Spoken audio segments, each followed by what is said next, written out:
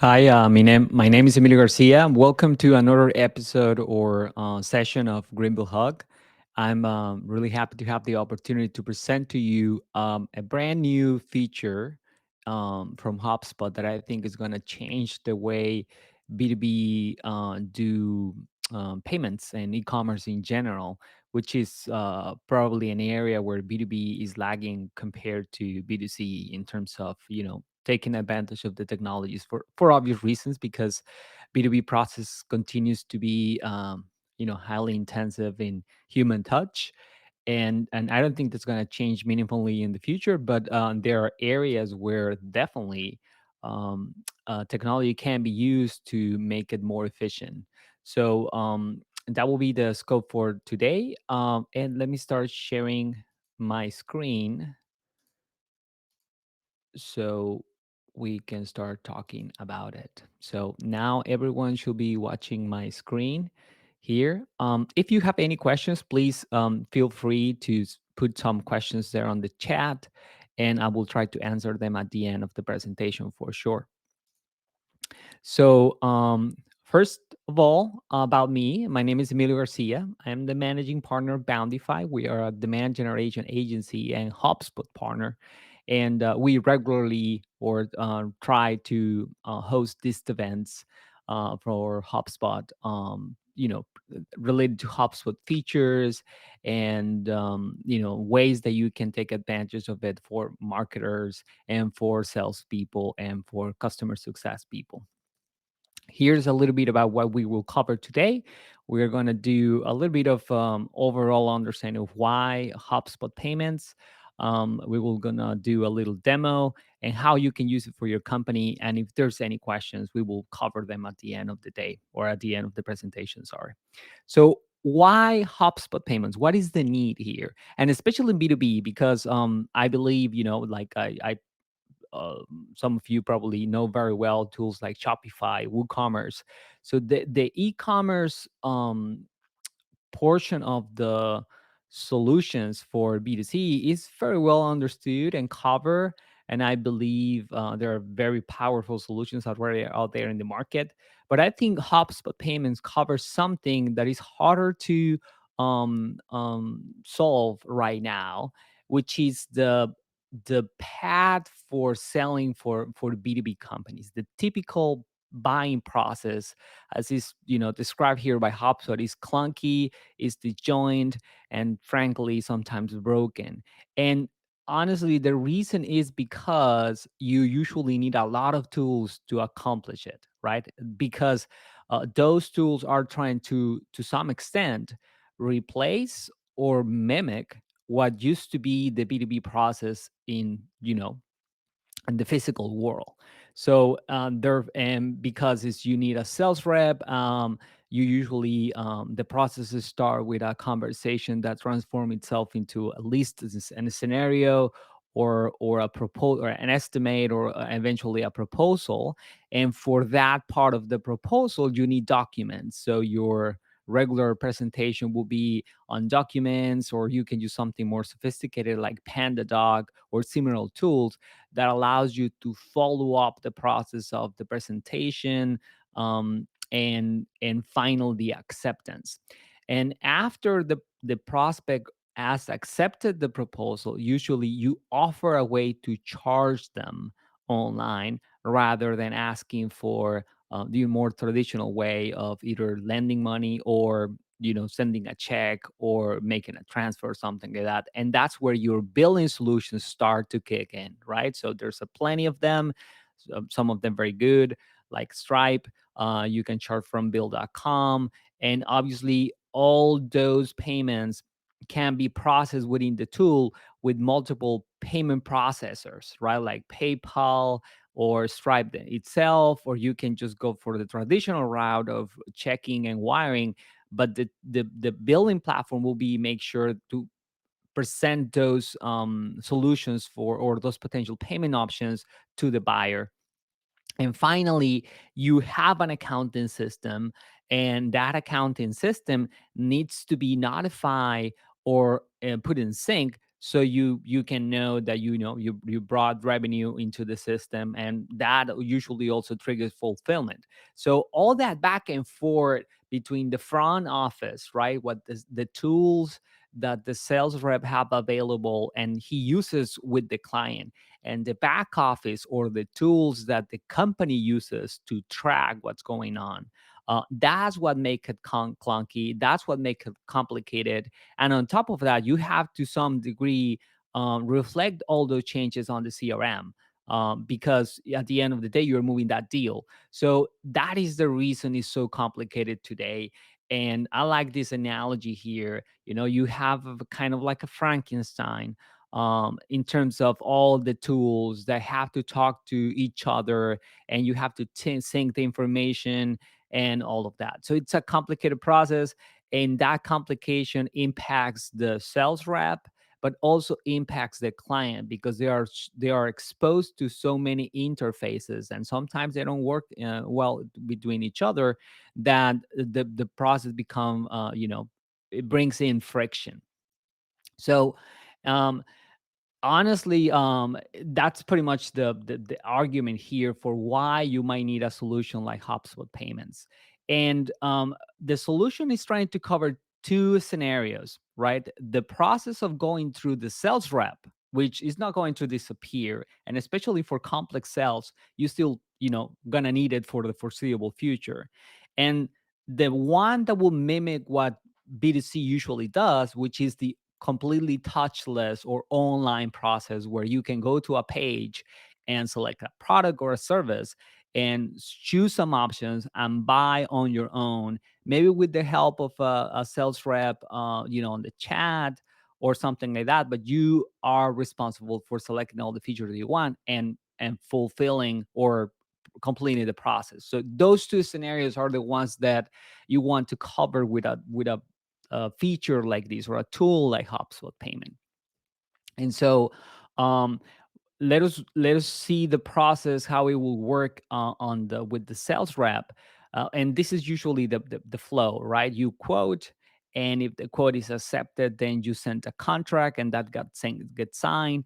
And if the contract is signed, then usually there's a billing process where you connect accounting and offer multiple payments options, which are the ones here, and the prospects select one of them and they complete the purchase, right? And that's usually the process that we were saying is very convoluted. And for the online one, well, it looks something like this, right? It's actually I have seen very few implementations of that, because it's not the first approach for B2B. There are some examples, though. I have seen some companies implement that for small services, for repetitive services, for services that are very easy to understand and have very low barrier of entry. But I think a tool like this one will, over time, enable a lot of companies to implement online buying more frequently. Now, the way that the tool is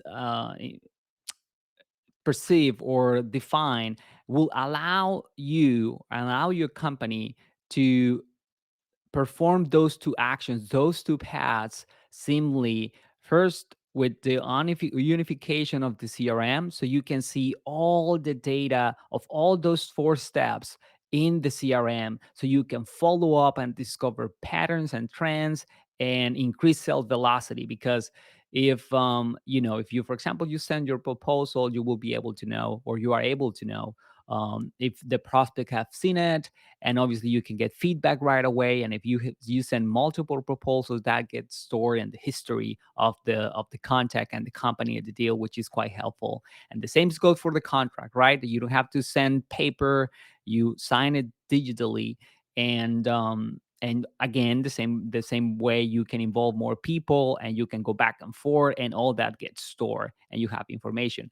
But especially in the e-commerce size, you will be able to streamline that experience, because the payment and the billing will be connected or are connected, and you can communicate with the accounting system, for some of them, like QuickBooks and Xero, seamless from the CRM. So if you're already using HubSpot CRM, this is a great addition to implement payments to some degree, right? And depending on if you are using the regular sales process driven process, or if you are exploring payments in the e-commerce way. Now, the intention is to come up with something like will look like this, right? So today, usually for B2B, the data and the processes for the CRM are separated from the processes that happen on the commerce side, right? That payment billing system is usually independent of what happens with the CRM, which is not ideal. Again, for the same reasons that it's allowed, it's not allowing you to action or take action when there are roadblocks, and you have to sync the information either manually or through a third party to have the full picture. But the idea, right, with HubSpot payments is that you are able to integrate what happens on the commerce side within the CRM with the benefits that that can bring. So it's a very powerful idea. And while the full system is not implemented 100% yet, there's obviously things that need to happen to make it more like what you will expect from a tool like Shopify, for example, in terms of e-commerce. I think is going in the right direction for sure. So this pretty much allows you to collect payment, and therefore in less time with fewer tools, and everything gets connected directly from the CRM. Right now, it's only available for the US.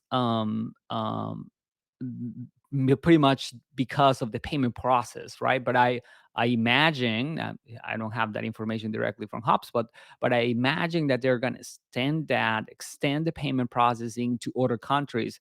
Probably, if I'm gonna guess here, pretty much what the HubSpot system itself offers around the world, right? In other currencies, in Europe, maybe Canada, and some other areas, and it will eventually extend to other parts of the world, which will be amazing for businesses that want to charge internationally, right? And in local currencies rather than just in the US dollars. So that will be amazing. But at the beginning, right now, is going to be just available for the US. And now, what does it include? Well, it has three parts, and the reason is to accommodate some selling scenarios, right? So you have the payment link, which is allows you to sell things like products without going through the whole process of a proposal and a quote and approval. So payment links are awesome to have that, Venmo, PayPal kind of experience for services that are very easy to understand and kind of transactional in nature. And you can send them by email, or you can put the link on a simple page that explains the product, and the person can purchase on their own. Very, very simple for that. Also, it will to some extent also apply for, technically donations or things like that. Now, your scenario is recurrent payments, which is usually for recurring services. And in those cases where you have an ongoing charge on a weekly, on a monthly, on a yearly basis, then the recurrent payment allows you to store payment information and charge the client on a recurrent basis. Also, again, very, very helpful. Usually, recurring payments go along with a something related to contract and proposals for their very nature. And finally, you have the opportunity to integrate the payment processing, and we will see an example of that on our portal. Within the quoting system and the flow that you already have for HubSpot, which is pretty much what make it very, very useful. Now, some of the things are available today, right? Because not everything is available today. But some of the things are available today, as we were saying, you have the payment link, which offers a checkout experience where you select payment and all that. There's a payment module there for the CMS that you can embed the code on pages, so make it very easy to start implementing that under your CMS. Or if you use another CMS that is not HubSpot, you can embed just the link and put it behind a button or something like that. It's also available for quotes. And we will see that because on quotes right now on HubSpot, you can just ask for signature, or you can ask for payment through Stripe, which is another payment processor. But now, if you apply for HubSpot payment, you have that third option to go through HubSpot for the payment processing. And if you use customized quotes, which we have been exploring for a little while too, where you can change the layout and all that, then it's possible to add that as a like a module of sorts. And for those of you that want to build something more customized, you can use APIs to build your own system if you want to, if you have something on your own, for sure. It comes with the required objects, so you can have reporting, you can have automation, you can have associations, very similar to what you have with deals, very similar to what you have with quotes, which is quite helpful. So it's adding a couple of new objects: the subscription object for those recurring payments, and the payment object itself, where you can see the status and all that. And finally, there are these payment fundamentals. So you have the ability to do recurring payment, and there's integration with the accounting systems that was already there, right, for quotes, but now it's integrating with payments for improving the experience, right? There are checkout pages and receipts, right? And the experience, the usual merchant experience that you will expect from something like Stripe or PayPal, and on a regular basis. So basics there are covered. Now, there are some things that are coming later in the year. Here, some integrations or additional workflows and custom reporting.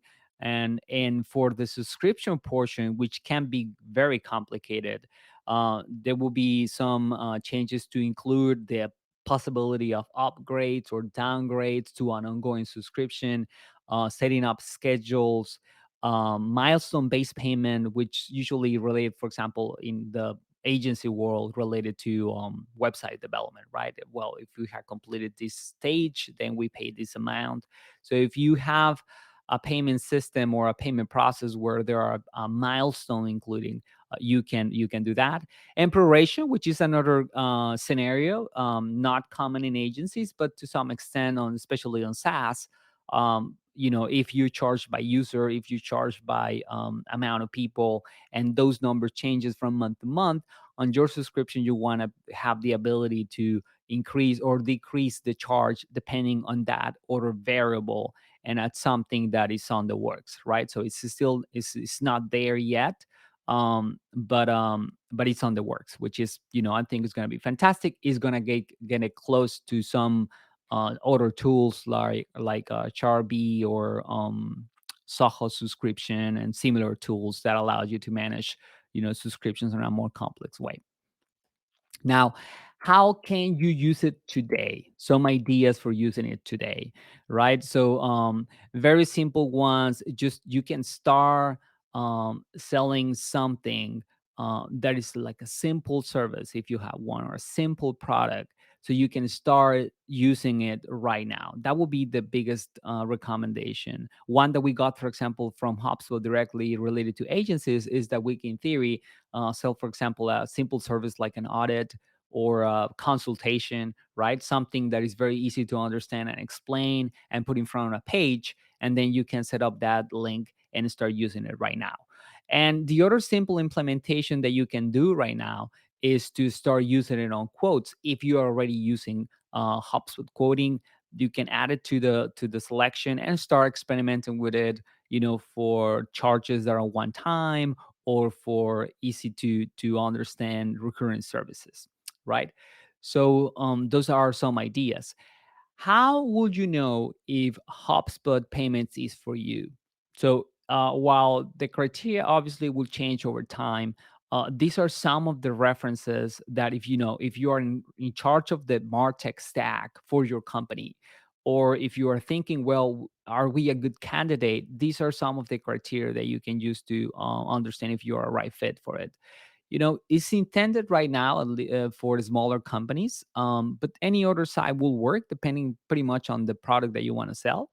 is geared toward primarily B2B. And again, I'm not saying that it's not capable for B2C, but I will say that for most B2B, B2C cases, where especially you have tons of products and, multiple options and all that, probably integrate with Shopify will be a better route for you, right? I'd rather recommend you to build your e-commerce website on Shopify and integrate it with HubSpot, and it will give you the all the good things about seeing, connecting with the CRM, being able to record customers, to record the deals, to look at reporting and all that. But the robustness of Shopify to managing all the process of putting on the cart and managing discounts, and especially managing fulfillment after someone makes a purchase. I think that scenario will be better served with Shopify for B2C. But for B2B, I think it's quite useful. And obviously, you need to be based on the US, because the application process is expecting that, right? So the application process is for US based companies. Now, some of the things that will trigger probably for you to explore this tool, if you're already using a lot of the tools that make that process complicated, right? So if you are quoting right now on tools like PandaDocs, Zero, Google Docs, if you are using, tools like DocuSign or Microsoft Office for the contract and the signing, if you're using right now payment processors like Stripe or PayPal, and you are managing your billing, right, on tools like Stripe or Bill.com, then probably you have already on the making Frankenstein already, and it will be worth exploring if HubSpot Payment can help you alleviate some of that complexity and migrate some of those processes to the tool, right? And you can do it little by little over time. It's available for all products, right, from starter to enterprise hub. And obviously, some of the limitations right now that the system have will also tell you if you can use the tool right now, right? Like, for example, right now there is not it's not match it's not a match for nonprofits, for example. But I imagine that in the future they will develop something for that case study or for that case use in the future. Now, in terms of pricing, very similar to what other platforms offer, right? That probably you are very aware if you have ever used a payment processor. So you have your standard fee for credit card transactions, which are the ones that are pretty much common. So it's within line on that. Less A little less than 3% of the transaction value, so pretty in line with the a lot of the options there. And also, if you have large transactions and you have if you want to use the ACH system, which is less expensive generally, it's also an option available there. And again, very in line with what other companies charge, which is a mix of a percentage, and there's a maximum there. And that's obviously a payment option very favorable for the seller. But usually buyers want to use that credit card for points and all that. So my recommendation is that you offer them both, and then you just bake in on the company profile the fact that some of the transactions are going to go through credit cards, and some of them will go through the order payment processing system. So that's an idea of pricing, of course, and you can use that for your scenario and the volume that you are right now processing through digital channels. Now, let us do a little bit of a demo here to show you some of the cases. Now, I already did the application process. Is not complete, I think. In my case, I'm still missing some things, as you can see here. But it's explaining the rate. So the way that you start this process is that, let me see here. Yeah, you within your portal, you have this option for payments now, right? And it doesn't show it for me right now because I already started the process. But it will offer you to start the application, and it will ask you for your information about the company and some paperwork, and there's going to be a back and forth on that. And after you are approved, you will be presented with a tool, with a screen like this one, where you will need to add a support number and a support email, and put the name that is going to be used for the charges for the credit card. And for the payouts, right, when you receive the payments, then it will have to be deposited in a bank account.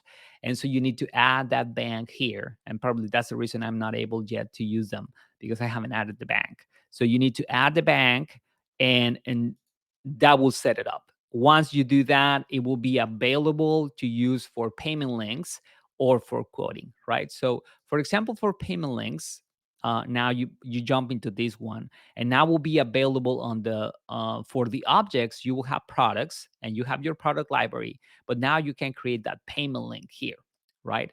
And very simple tool.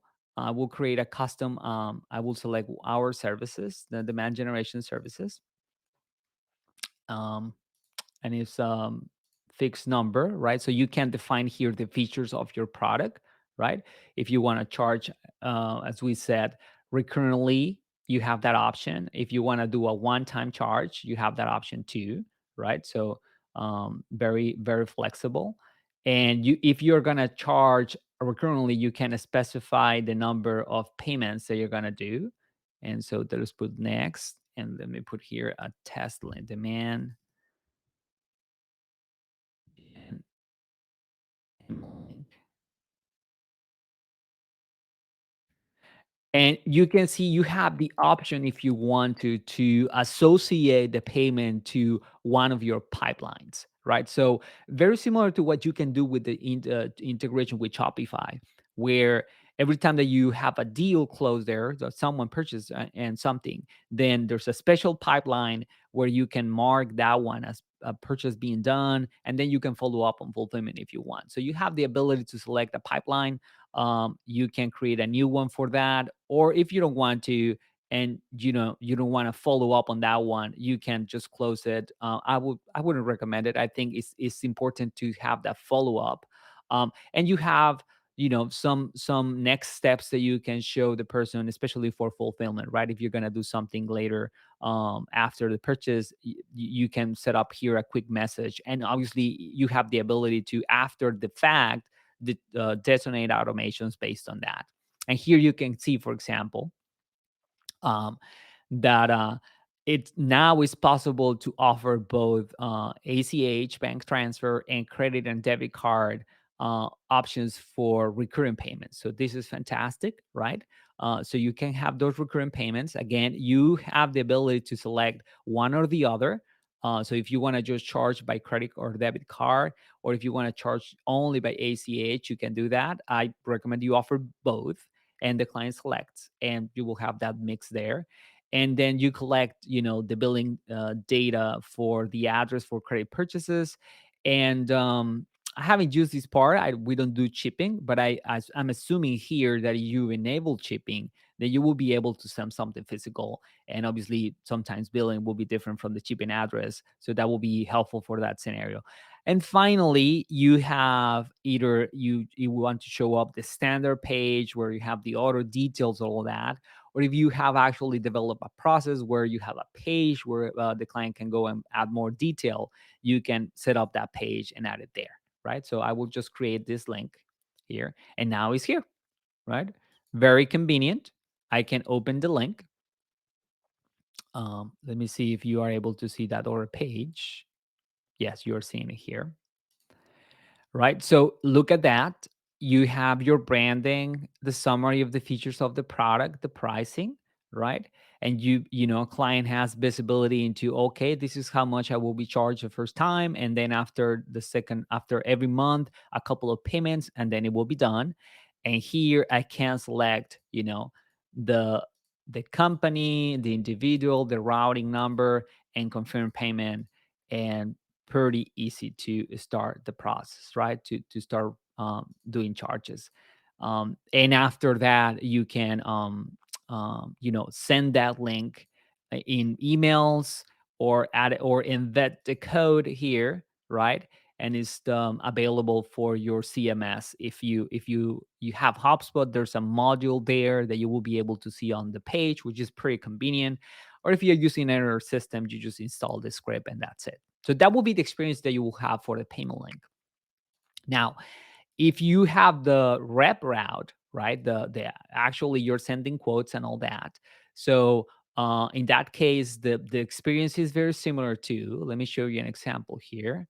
Let me delete that one and start all over again. So if you're familiar with quotes, which is also part of HubSpot, then you have the convenience of selecting here your deals, right? Usually that requires that you create a deal.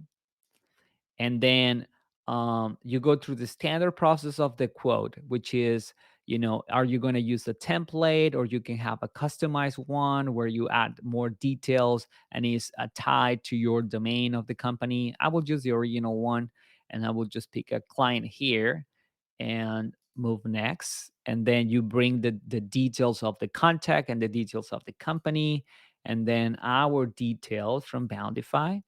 And it's the same in this particular case. I have already a product available here, right? And I have some details about a prospect, and I have the quote. And here, this is the difference, right? So in the past, you could ask for a written signature, or you have the e-signature, which is obviously more convenient. Imagine that you ask the client to sign the quote, but on top of that, now you can request payment, right? So in the past, you only had Stripe, which is still showing up here. We have that connection too. And for example, one of the limitations with Stripe is that you cannot charge um, recurring line items if you have a term, right? If you are set it up for a few months, for example, and it's not ending at some point. But now you have HubSpot payment here. As I said, I need to do some activities here, review some information. But if you select it, right, then you will be able to send. Let me go back and change the terms so you can see how it looks like.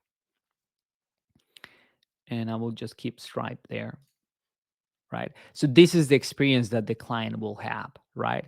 Your brand, ability to sign, and now to check out there, right? So I will create a quote just for testing purposes, right? And there you go. You have a page, very similar, right? But you detail here all the information, and you have the checkout for the client, and they can download or print that quote and put in contact with you. So it's a more sophisticated experience. In this particular case, I cannot check out because first I have to sign it, which is the usual flow. But it's the same. Once you have set up that quote, it's already connected to your deal, and if someone visit and see it, you get a notification. If they sign it, you get a notification. Obviously, you get a notification if they check out, and you can send that information to your accounting system. So pretty convenient. And these are the two scenarios where you can explore the tool for sure. So I will stop sharing here my screen. There you go. And yeah, I will ask if you have any other question. If you have any questions, I will finalize telling you that enroll on it, start the application if it applies to you, test it out with either the payment link or the quoting system, and discover what it can do for your company, right? So if there's no questions, I think Michael, if you have any question, let me know. But if not, I just want to end saying, let me put it here on the screen again. There you go. I would just ended up saying, if you want to follow up or later or reach out to me, LinkedIn is the best place to do so. So I am there usually, posting things related to demand generation. I will be happy to connect. And And if you have any ideas for other topics that interest you, just let me know, and I will consider them on the roll up for the Greenville HubSpot user group. So it's been a pleasure. Again, my name is Emilio Garcia, and have a nice day. Bye bye.